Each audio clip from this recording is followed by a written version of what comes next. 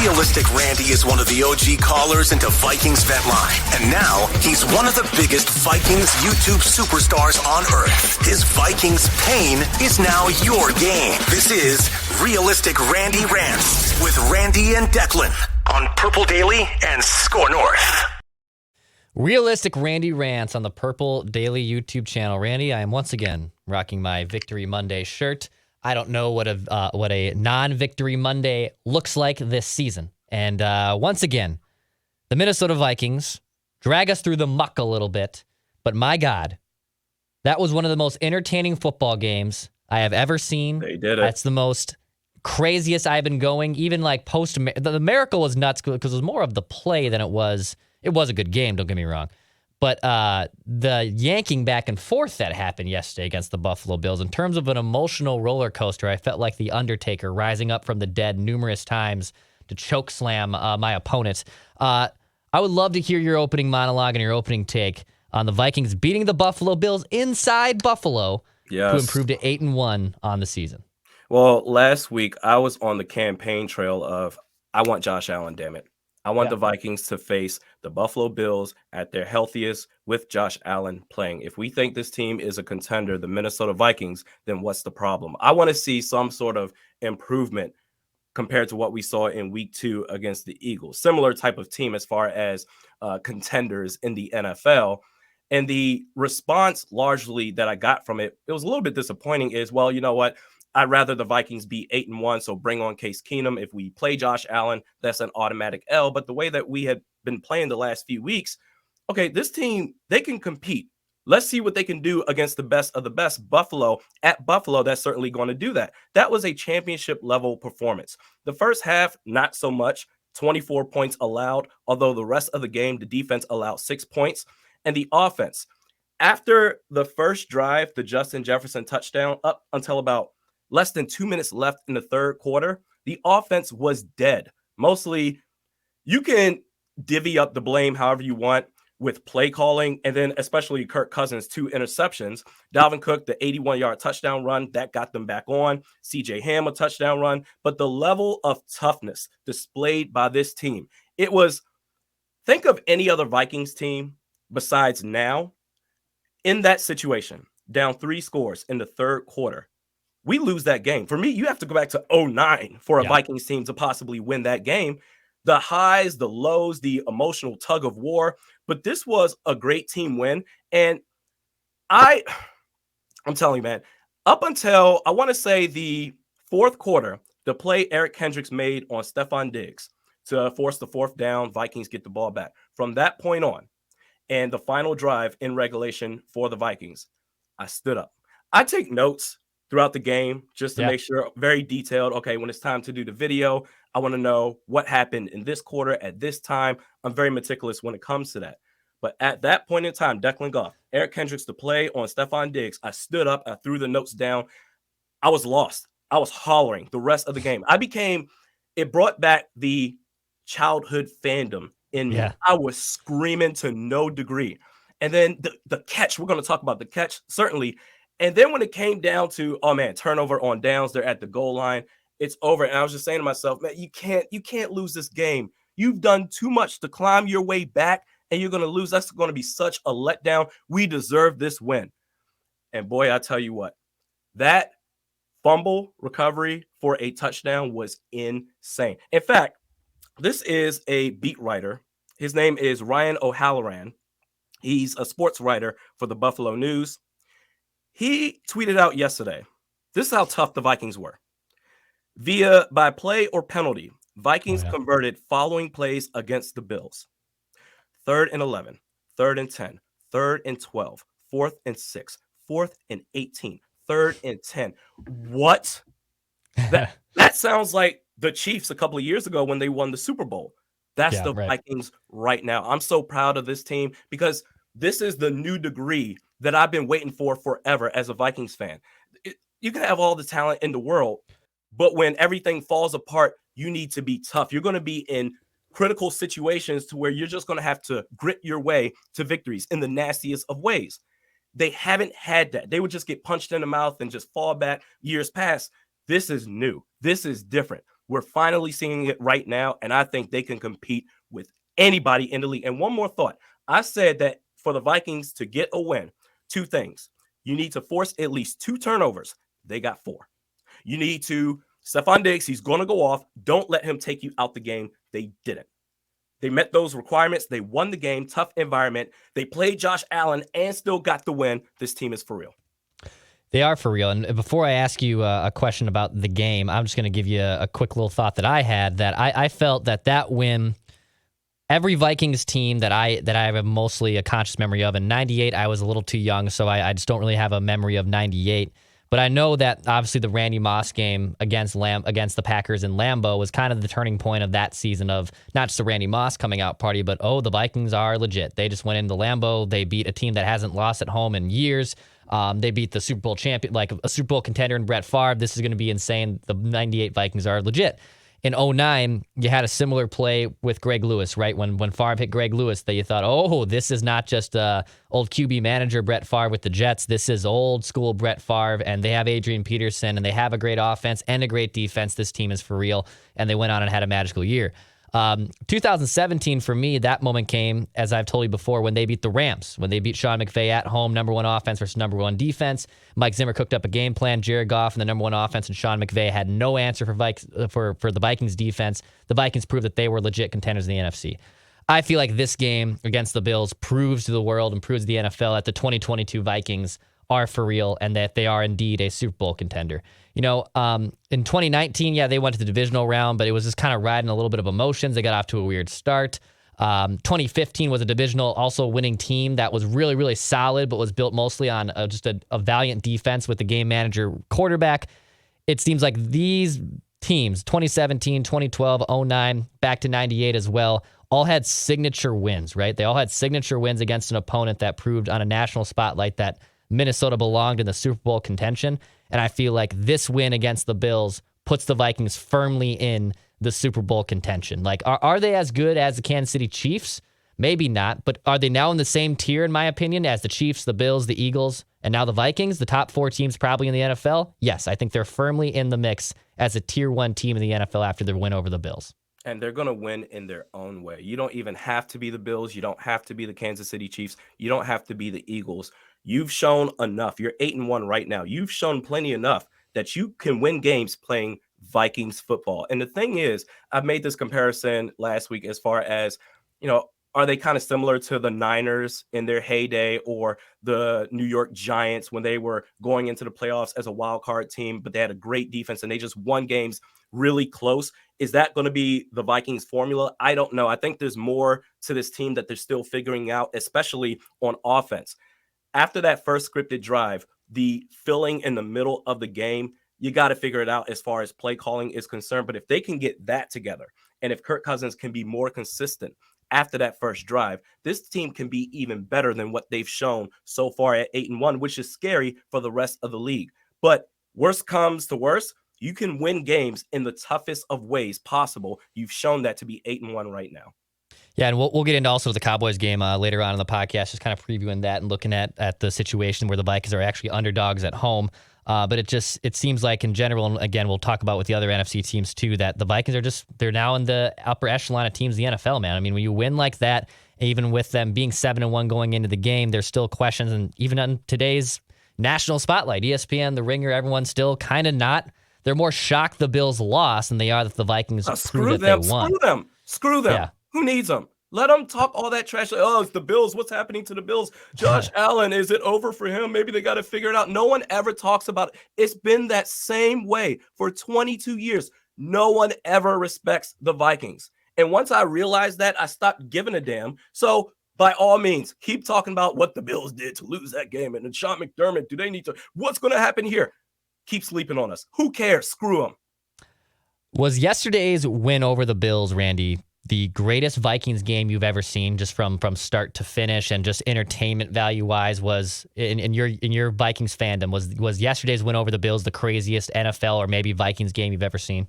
Vikings game, definitely. And you brought this up earlier, the Minneapolis Miracle game. That's really, depending on who you ask, that comes down to basically one play. the Stephon Diggs play. Although for me, it was really 2 plays. Before that, the Kai Forbath field goal, 53-yarder to keep the Vikings in that game. That was huge as well. But everyone tends to forget about that, so it's all Stephon Diggs. Okay, fine. So 1 or 2 plays. That game yesterday, there were several plays that combined made the entertainment factor of that game to where I had to go back and rewatch the game to remind myself, oh yeah, there was an 81-yard touchdown run by Dalvin Cook. There was the fumble recovery that they had earlier, later in the first half. They made so many plays back and forth. The 2 interceptions, that was sexy. The catch by Justin Jefferson, the drama. Christian Darrisaw went out with a concussion. At that point, I said, oh, we're done. Yeah. We're going to have to put so much help on the left side. Blake Brandel came in and he played well. And that's what I'm talking about as far as the great team win that was. Everybody on that team, offense and defense, everybody contributed, except maybe Ed Ingram. He had a couple of plays, but I mean, my God, you trip into the quarterback twice. That's ridiculous. And I tell you what, even if you're not a Vikings, or actually, I kind of feel bad for Bills fans to be on the receiving end of that. That's tough. But even if you're not a fan of either team, my goodness, the entertainment value, that the fumble recovery for a touchdown. I mean, my God, if you're all about trenches and X's and O's, the way that they attacked that ball, because after the turnover on downs, I just accepted defeat. I said, it's over. There's no way. Victory formation. Here we go. And then all of a sudden, it reminded me when I saw where they lined up at, I said, oh, they're in the danger zone. They have to actually make a play before they can run out the clock. And Declan Goff, the way that they attacked that ball off the snap, Harrison Phillips dove underneath. Everybody else jumped over top. Eric Hendricks with the recovery. That was a great game from start to finish. So for me, in the back and forth, the drama, greatest Vikings game of all time. I'll ask you another question about the Jefferson catch here in just a minute too, but I kind of forgot once the QB sneak failed, which, by the way, I think the QB sneak was the right call. I saw some Twitter like, I don't love the QB sneak. Like, the ball has to go a half inch. Yep. And yes, is Kirk Tom Brady level QB sneak? No, like, he's the master of it. But can you just force your way through the GD goal? Once it gets the goal line, it's done. It's touchdown. The play's dead. So I respected the call. I thought that was the right call. I didn't think they should have gotten cute with a handoff or a pitch out or a pass play. They did the right thing. Kirk should have pushed it in. He's got to execute it, but I had no issue with the QB sneak. I kind of then forgot, though, after obviously the review was going on, and I think it was probably right before they announced that, hey, the call stands. It's short. It's not a touchdown. Like, oh, man, they are literally, because the field has to flip, they are right on the goal line. Like, they have to actually get a couple yards here to not force a safety. My first thought was, oh, they did force a safety, and I was like, oh, okay, yeah, they got a safety, but they still got to get the ball back. That's still going to be a march. And then it started clicking like, oh, my God, are they trying to signal that they have the ball? Are they trying to say that it's a touchdown? And same thing, I just started going bonkers. Absolutely, probably the most hyped I have ever been up until that moment in the game. When the Pat P pick happened, I went a little more insane. But that play, I forgot basically that, oh, the Bills still got to get like a yard or two to get out of like having to force a safety. And then, of course, we still have, people saying, well, they probably just should have elected for the safety, kick the ball back. To like, no, they weren't going to do that, for God's sakes. Like, that would have been dumber to do either way. It was just crazy to see, to your point from earlier, that the Vikings have this resilient group that they can just figure out ways to win games. They'll win it ugly. They'll win it flashy. They can go toe-to-toe and throw haymakers with opposing teams. I think that's what was so impressive to me, was all these crazy things were going on. It was one thing after another. But yes, the scoop and score basically in the end zone kind of made me just go absolutely nuts throughout the game. And the roller coaster of emotions, because after that turnover for the touchdown, I said, oh, we won. Okay, we're just going to get a stop and everything's going to be fine, except they marched up the field, thanks in part to the Gabe Davis incompletion that should have been called, but they didn't review that, whatever. But they marched up the field and tied the game to go into overtime. And then the sinking feeling came back. Oh, boy, here we go. And I was saying, you know what? I have a hot take here. And this is just anecdotally speaking. The coin toss. I'm a big fan of tails. Call tails every single time. Tails, tails, tails. For some reason, I feel like you can't miss with that. But usually what happens is, oh, I want heads. And then they flip it. It is tails. And then the ball goes the other way. They call tails. I said, heck yeah, they did it. And we got the ball back. Go up by 3. Sweet. One more stop. They marched up the field again. Josh Allen scrambling for about 38 yards, first and second down, missed tackles left and right. And then the pass breakup by Duke Shelley. Did you know who Duke Shelley was? Hell no. I said, who the hell is that corner? Yeah. I was like, who the hell is that guy? He turned around. They showed the jersey name. I said, Shelley, who is this guy? Okay, you know what? I'm just going to roll with it. Bigger fish to fry right now. And then that interception by P2. It happened so fast. I saw Josh Allen. He made a strike to the end zone. And you know the way that the camera moves along with the ball. Yeah. So I wasn't able to process everything in time. But then how I knew that we got it, the camera then all of a sudden abruptly went the opposite direction. I said, okay, we got the interception. Oh, it's P2. Game over.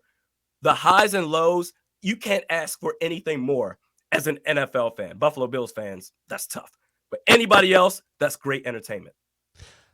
Randy, on the Justin Jefferson catch, which we haven't talked about, first off, a monster day before we even get into the catch. Just 196 yards, 10 grabs. Everything he was grabbing had low probability rate. Kirk kept feeding him no matter what, and Jefferson proved that he's basically the superstar receiver, and that's why you feed the beast, right? Like, that is exactly why you feed Justin Jefferson. If you feed him, he's a superstar player, and he can make game-changing plays.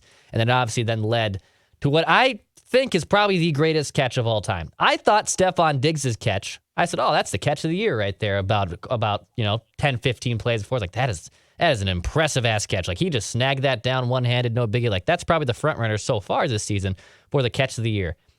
15 minutes later, Justin Jefferson said, oh, that's cute. Watch what I can do. And snagged one of the, I've been looking at the picture and the freeze frame still. I don't get how another dude has his hands basically on top. All he has to do is just hold on to that football. How Jefferson has the point of reference and the strength to basically palm it down and hold it.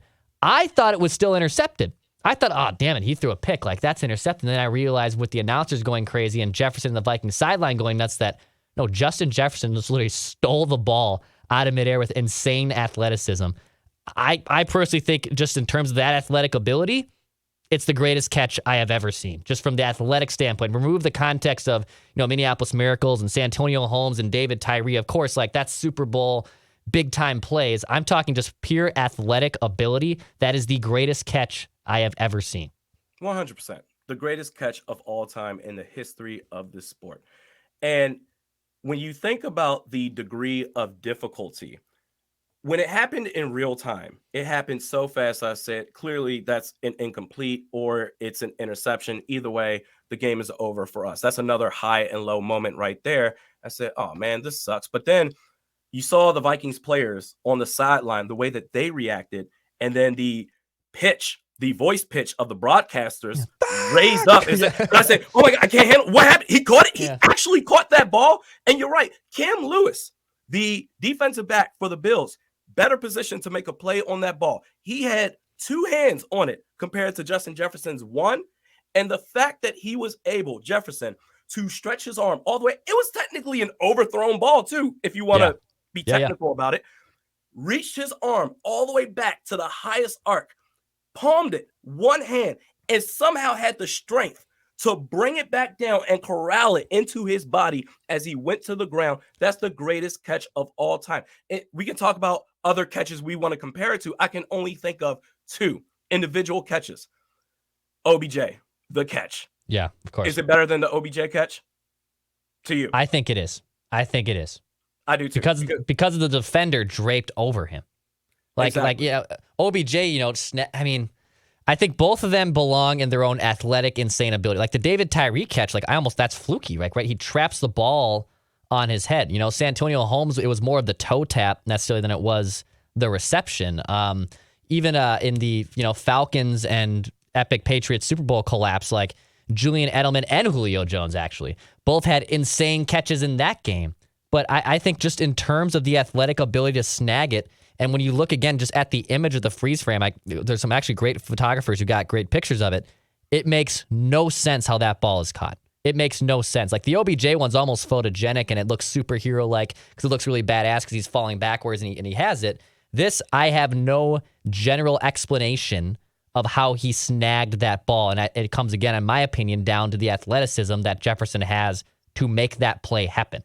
And OBJ wasn't covered nearly as tight as Jefferson was yesterday on that play. It was basically OBJ versus the air to make that catch. Yeah. And then you had David Tyree. I agree, a fluky play. It lands on his helmet, so he just sticks it there. Okay, just fall to the ground, keep it. Even Santonio Holmes. Those are the only notable catches that I can think of. And Justin Jefferson clears that by a mile. And to your point, it's insane that he was able to make that grab. He shouldn't have been able to do it. It's impossible by any other standard. And that's why we are getting closer and closer to the Randy Moss comparison, because he did the same damn thing. I don't remember Moss making a catch like that. But as far as those catches that he did on a routine basis, where how the hell did he do that? That's impossible, to where his name becomes a verb playing street ball. Oh my God, you're going to get mossed. I'm going to moss you.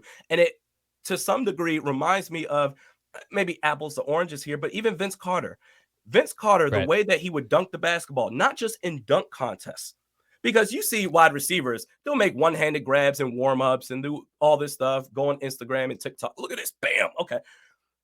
Vince Carter made those same type of dunks that he did in dunk contests in actual games. Right. Justin Jefferson, he's doing the same thing that these other receivers are doing on social media. Look at me. He's doing that in games with coverage draped all over him. Greatest catch of all time. All right, so I'll give you, I have a couple other notes to give you, but I'll give you my Greg Joseph take here on the situation as you were texting me yesterday, and as I told Mackie and Judd today on Purple Tail, which some people maybe have already consumed and they probably heard what I've said, but I'll repeat it. I think Greg Joseph missing that extra point, oh my God, okay, actually was the greatest thing to happen in the game, because it forced the Vikings to be aggressive. It forced the Vikings to go for it on the fourth down that created the Justin Jefferson catch. I think if it's indeed kicked in there and it's great, now you're only playing for 3. Now you're playing for different field position. You have a whole different situation that's going on. I think they get conservative. I don't think they go for it on 4th and 1. It's a butterfly effect of, yes, he needs to make his extra points. I'm 100% with you. But I also think him missing that field goal changed the entire perception for the rest of the game for the Vikings. That created more of this chaos. Him missing that extra point actually was the best thing to happen in that game. That was my take. That's my take on it. Have you no shame? You are the mental gymnastics that you are doing right now. It is incredible. The game arguably should have ended at the end of regulation with a Vikings win by 1 point. Because, and we could say, well, you know what? The Buffalo Bills, they would have went for the touchdown. Obviously, they had no choice but to do it. But who's to say the Vikings would not have stopped them? Patrick Peterson, he had 2 interceptions in the end zone. But we can only do this for so long, Declan Goff, before your guy, your boy. Ultimately, we are so lucky. He is so lucky that he did not cost his team a game and a win. It's only a matter of time before that happens. They won the game in spite of him. But when you're talking about, dude, missing extra points, that's a layup. That should be a layup for any kicker in the National Football League. And you know, I'm just so tired. I'm so tired. After the CJ Ham touchdown, that was so big time. And you should have made it a 3-point game. That was so big time. I got so excited. I'm sure like all the other fans in the world got so excited seeing that. But I'm so tired of getting excited. And then I forget when they all of a sudden say, and now Greg Joseph lines up to kick. I say, oh my God, that's right. Oh, but I got to reel it back in just a little bit. I'm tired of doing that. You want to miss from 50 yards out on field goal attempts? Fine. Make your damn extra points. It's ridiculous. He gets paid $2.5 million to not make extra points. Yeah. Yeah, he's already missed 4. That's as many as he already had last season, and I get it. Vikings fans are scarred, and it kind of feels like we've kind of seen this play out, where it's going to be a big game on Wild Card Weekend or in a divisional round, and you need an extra point or you need a chip shot, and I need to say no more. You already know how that play ends. So that was kind of my point on Greg Joseph. I think that, yes, he needs to make his kicks. I think his job's still potentially on watch here for sure, but it kind of also then led to even more chaos for the Vikings. And I don't think that they go for it on 4th down. I don't know if even the play happens to Jefferson, for God's sake. So it's this crazy butterfly effect to me of him missing that kick then opens a door for another just Pandora's box of everything we already just talked about, because all that fun stuff happened essentially after he missed the extra point. So that's where I'm at with him. That's where I'm at. But I hope to God he gets these yips out now, because we can't have one here in about 2 months. I never want to relive the Blair Walsh experiment again. When I tell you I had an out-of-body experience, that game against Seattle, the wild card playoff game, Yeah. and I already had my issues with Blair Walsh. This was before I started my YouTube channel. I think I was doing SoundCloud back then, but I was very much anti Blair Walsh. I said, I don't trust this guy one bit. And when he lined up to kick, I said, I don't know, but he should make it 27 yards out. And it was nowhere close. And I collapsed to the ground. I was just like, you've got to be kidding me. I don't want to go through that again, basically sullying the success that this team has the rest of the way because one guy can't make a chip shot. I don't want to see that again. And I feel like we're headed down the path of that repeating itself. A couple other observations I noticed in the game yesterday, Randy. Credit where credit is due to Dalvin Cook. He didn't get the ball a lot. He was honestly mostly ineffective. And then he rips off right when I kind of had that game written off at that point, right before the 81. I was like, all right, well, this is pretty much over. Like maybe the Vikings get another 6, but I think they'll probably be dead in the water. Josh Allen's firing on all cylinders. This is probably a wrap here. He rips off that 81-yard touchdown run, which I believe was like the second longest play of the NFL this season, which is pretty crazy. And that just opened up everything else. Like that kind of was the turning point for the Vikings, if you will, to get back into the game. And it's famine, feast, right? Like I think only averaged like 2.6 yards per carry if you remove that 81-yard score. But that home run play that we haven't really seen from Dalvin too much this season ends up kind of laying the foundation of an epic Vikings win, and he deserves a lot of credit. And part of the problem that I had with the play calling for much of that game was the amount of first down pitches to Dalvin Cook to where he gets shut out, a tackle for loss, or maybe get back to the line of scrimmage, or maybe a 1-yard gain. And they kept going to that over and over again on first down. I'm saying, what are you doing? You're basically forfeiting this drive. But to his credit, if he is able to have that one home run play, not a game, that's too much to ask for, but maybe, goodness, every 2 or 3 games, that's valuable in itself. It's almost like the tail end of Adrian Peterson, so to speak. But he went off only 14 carries yesterday for 119 yards. That's very, very impressive. So I wanted him traded. I said, I'm done with this guy. But he's shown over the last couple of weeks that he's still very much a huge piece of this offense, especially. And he was so valuable yesterday. The Vikings offense was dead in the water. It was over. I said, wow, this is one of those Kirk Cousins games. And I was just ready to write him off and say, all right, quarterbacks, mock drafts in 2023, who can we go after? Because I was done with him. Because normally in those type of games, Kirk Cousins, when he looks all flustered and he looks just shell-shocked and scared, he never recovers from that. Almost never. But that Dalvin Cook run brought this team back to life, and credit to Kirk Cousins. It helped him the rest of the game. Dalvin Cook, he helped the team on offense, but also to his quarterback as well. That's huge. A few other things that stood out. My God, Ed Ingram, it's one thing if you're having trouble blocking dudes. Can you stop tripping your own quarterback? I know it's a fluke. The first time I was like, oh my God, he tripped him. But like, oh, okay, it's the first quarter. Like, as long as it's not going to happen again. It happened again. It somehow happened again. I don't know how that's possible. I don't know how you multiple times trip your own quarterback, and Ed Ingram managed to do that. After a promising camp, and I'm not writing the guy off by any means. I think this dude still has a future figuring out being a consistent lineman on this team. Ezra Cleveland didn't come out and was a stud his rookie year by any means. He took some lumps too. But Ed Ingram, man, he's got to figure it out here pretty damn soon because it's clear that he is the weak link on the line and honestly in the offense as a whole.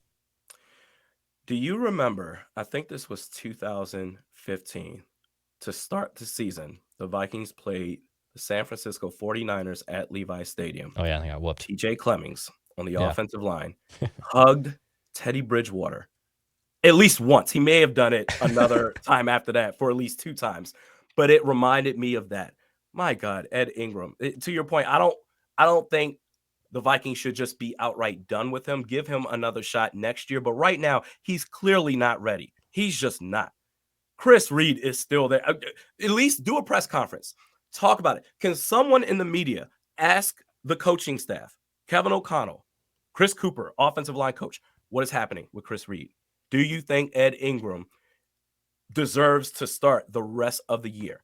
And if so, tell me where he shines. Explain to me why I am overreacting. Because he hasn't shown anything to suggest that, okay, he can bounce back.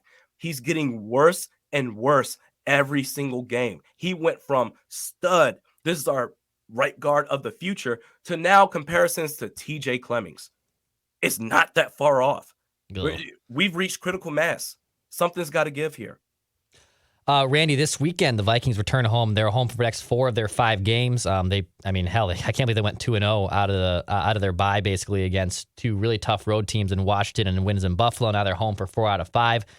They welcome the Dallas Cowboys, who blew a 14-point lead, I should say, out of the Green Bay Packers. Packers ended up winning. I kind of forgot that game was unfolding. It was like 8 o'clock, and I was watching Sunday Night Football, and then they saw, and the Packers managed to come back against the Dallas Cowboys. And I was like, oh, yeah, I forgot that those 2 teams were playing, and I didn't know Dallas ended up blowing that lead.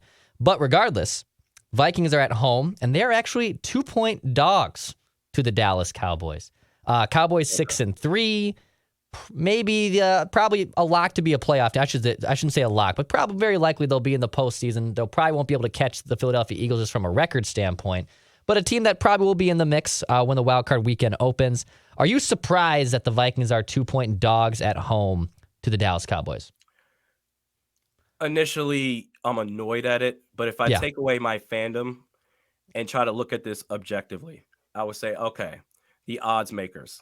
What would they see in this game for the Vikings at home, by the way, US Bank Stadium? What would they see to suggest, okay, the Cowboys should actually be the favorites? 2 things I can think of. Christian Darrisaw out with a concussion. If he's able to return, if he's not able to return, that would be a big deal. And then a Caleb Evans as well. So the secondary is very leaky for this Vikings defense. And then if Christian Darrisaw can't come back, okay, we've got some problems here. But other than that, no, the Vikings should clearly win this game. And if Blake Brandel plays as well as he did yesterday against the Bills, you know what? I'll take my chances. Dak Prescott has been leaky at quarterback. I understand they've got Micah Parsons. They have playmakers on that team, but the Vikings are a better football team right now. So other than the questionable injuries to our own players that would maybe swing the odds in Dallas's favor, that's it. The Vikings should absolutely win this game. Yeah, I think they should. You know, Micah Parsons is an insanely impactful linebacker. You just don't see linebackers of his prowess in today's age get the respect and the type of play that he has. He's a damn good player. So the Vikings offense will have their hands full trying to slow him down. I think if Darrisaw's out, if you can guarantee me that Blake Brandel plays the way he played against the Bills, and I would say I can get that performance again, yeah, they should be fine. That's still a little cause for concern because Christian Darrisaw's legit been, I think, like the highest graded tackle in the NFL this season. But I'm a little surprised. I would think that because the Vikings are 8-1, so two games better, they're at home. Yeah, they're missing a left tackle, which is important, but they're not like without their quarterback. It's not like they're out Jefferson. They're without a tackle, and the odds makers in Vegas, who always know way more than we do, are saying no, the Cowboys are still favorites. That confuses me. Like I'm legit still kind of perplexed as at the very worst, that game doesn't open as a push. That doesn't open as like how do the Vikings at home not get the respect of 3-point favorites to me? Like I am a little puzzled by the fact that on Monday, the day after the games, that the Cowboys also lost to the Packers yesterday. That the Vikings open as the dogs. It's pretty confusing to me. Well, to play devil's advocate on Blake Brandel, Greg Rousseau for the Bills did not play yesterday.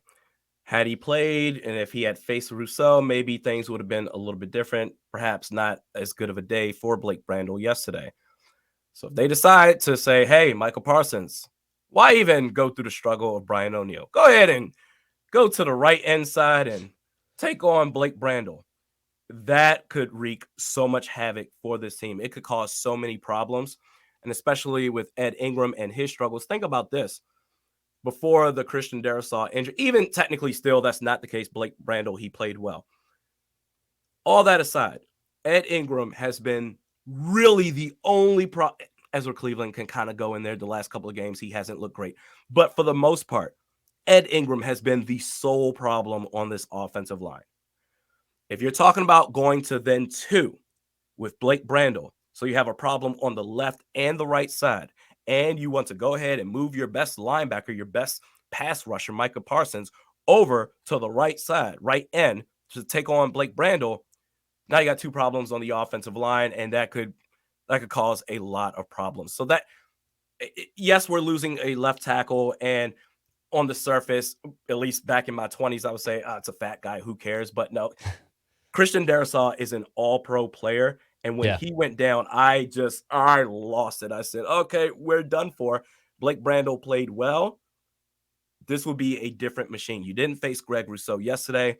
You're potentially facing Micah Parsons. If Christian Darrisaw is still out, that could be a big deal. So I'm not going to ask you this question from the vantage point of would the Vikings be favored or not favored, but when I look at the NFC here, and I'm actually going to remove the Eagles just because I'm going to assume that they'll be the 1 seed. Certainly not a lock for to be the 1 seed, but they're probably going to be the 1 seed in the NFC here. Which of these teams would scare you if you had to play them in your own barn? So like you're at home on Wild Card Weekend. Which one? You'd let me know if any of these teams scare you from a Vikings fan or from a Vikings standpoint on Wild Card Weekend. Okay. The New York Giants. No. Okay. No. I Daniel Jones in the playoffs. I think the Vikings would have experience on their side there. As long as you can stop Saquon Barkley, I think you win that game. So no. I think we'll have more clarity on this after Sunday's game, but the Dallas Cowboys. No. The Cowboys they're kind of in that tier for the last, 10, 15 years of the Vikings of just blowing opportunities. They find ways to lose games, and I don't see it being any different. The Cowboys, they just don't scare me at all. Dak Prescott or not. In the NFC West, it's still a dogfight, but I'm without it being not having a clear-cut division winner in this division because it's up in the air still. Do the Seattle Seahawks, if they had to come to U.S. Bank Stadium, do they scare you? Potentially, because I can't figure them out right now. They have playmakers in Tyler Lockett and DK Metcalf, but Geno Smith has had a resurgence in his career like none other. I don't think I've seen anything like it to where now he could win Comeback Player of the Year. In fact, he should be probably the odds-on favorite. I don't know about them yet. I would say potentially. The San Francisco 49ers. Yes, they scare me. They scare you. They scare me. They're that team.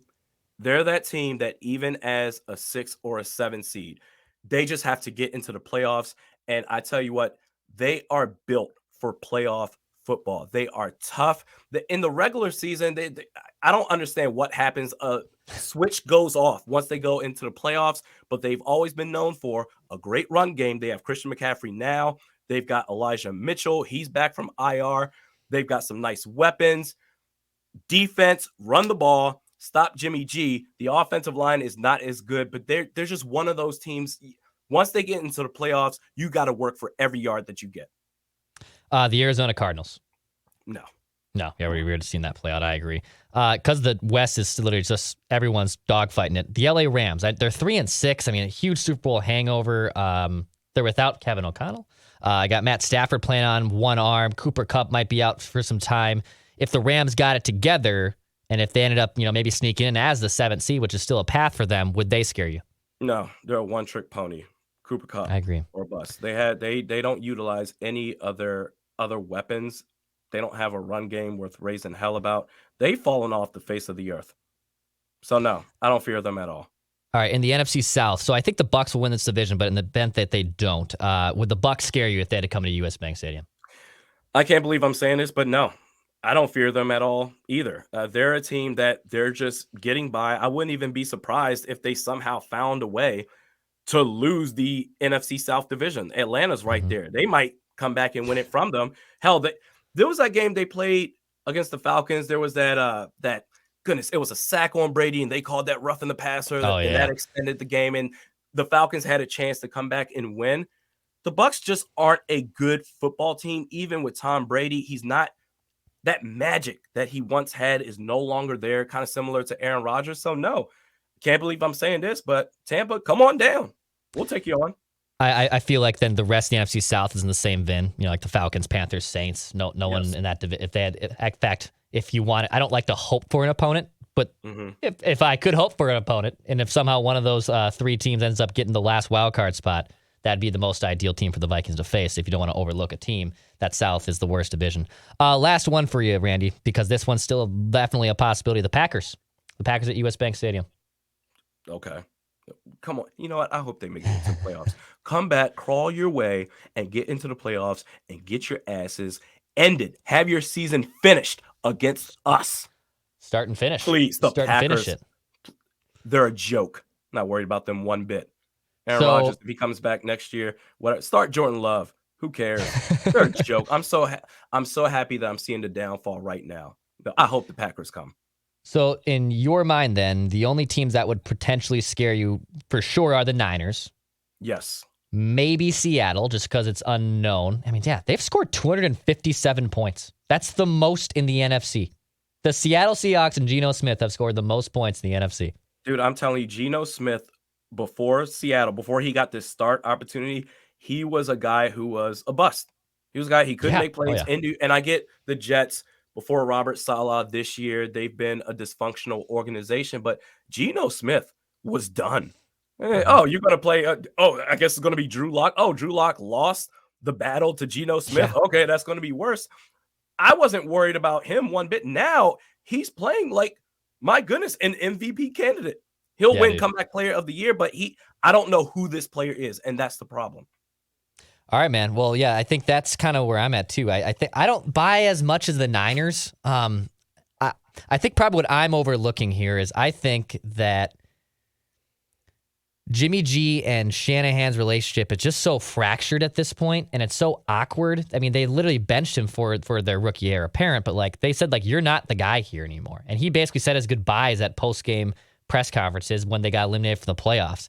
I just think that relationship is so important, as we're seeing play out right now with Kevin O'Connell and Kirk Cousins, that's going to hurt them. Now, everything else, defense is unbelievable. Yes, they got Christian McCaffrey. Deebo Samuel's a human joystick. They have weapons. They have weapons all over the place that aren't not their quarterback. They don't do it for me. It doesn't. I don't see the fear yet that you have said that they had. Judd and Mackey both kind of are in your vein too. That they wouldn't want to play the Niners in the playoffs. For me, I'm not quite there yet. They just have to get to the dance. I've seen this far too many times, Declan Goff. This is a team that even if they don't win the NFC West division, they're going to be a tough out when playoff time starts. And especially we saw that in Lambeau Field last year against the Packers. I mean, goodness, rain, shine, even though they come from California, they played in the snow at Lambeau Field. They are built for the toughest games out there. Doesn't matter where they play, they're going to bring it. You don't see it right now, but this is how it always works for them. I'm a little bit fearful of it. Okay, I get it.